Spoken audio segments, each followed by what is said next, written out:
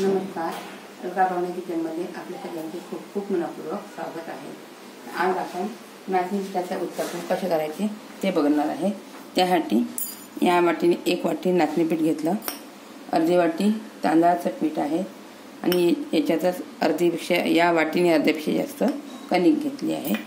तर हे आता आपल्याला पहिल्यांदा भिजवून घ्यायचं। म्हणजे ही नाचणीची जी वाटी आहे त्याने अर्ध्यापेक्षा जास्त कणिक घेतली, आटा कणिक। ते आता आपल्याला पाण्यामध्ये भिजवून घ्यायचं आहे एकत्र करून। आता आपलं कमी असल्यामुळे थोडं 1 तास भिजवून ठेवलं, पण जास्त करायचे असेल 2 तास भिजवून ठेवायचं, म्हणजे हे छान मिश्रण हलकं बनते, घट्ट राहत नाही।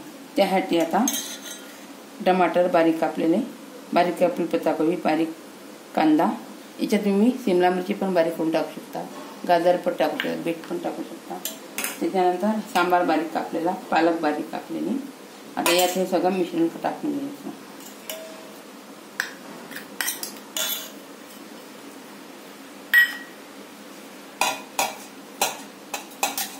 यात तुम्ही बारीक केलेले मिरची पण टाकू शकता।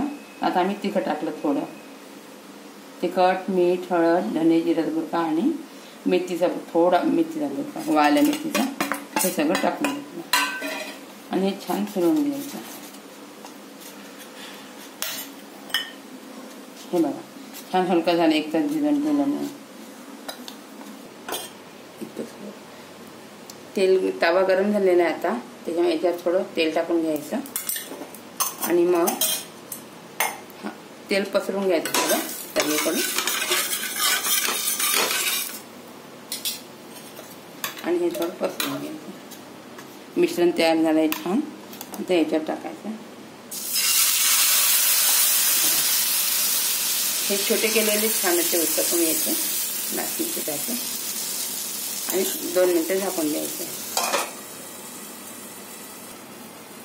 तर आता हे आपण झाकून ठेवलेलं आहे, त्यासोबत दही आणि शेंगदाण्याची चटणी कशी करायची।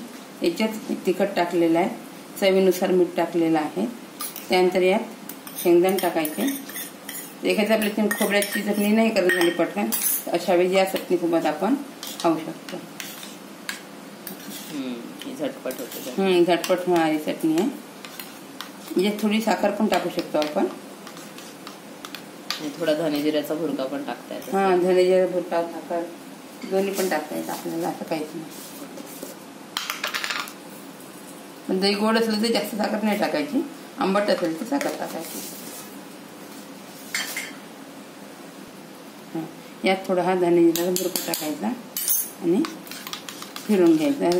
ही चटणी तयार झाली। आता हा उत्तप्पा आपण बघू झाला आहे,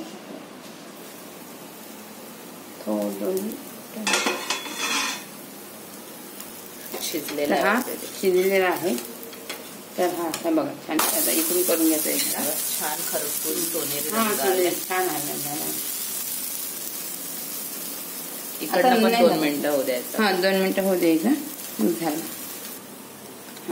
यावर आपण थोडं तूप टाकून घ्यायचं, म्हणजे टेस्टला छान वाटतं आणि शिजतही छान असेल। आता नाचणी आहे तर शिजायला व्यवस्थित पाहिजे। याच्यात सगळे व्हेजिटेबल्स टाकल्यामुळे चवीला छान वाटतं। इकडून पण छान झालाय खरपूस, आणि आता हा इकडून पण, आणि हा असा गॅस बंद करून घ्यायचे।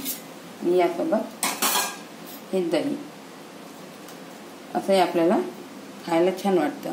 तर अशाच प्रकारे तुम्ही करत राहा, आनंद घेत राहा, खात राहा। आणि माझ्या चॅनलला लाईक नसेल केलं तर लाईक करा, फॉलो करा आणि बेल आयकॉनला क्लिक करा। धन्यवाद, नमस्कार।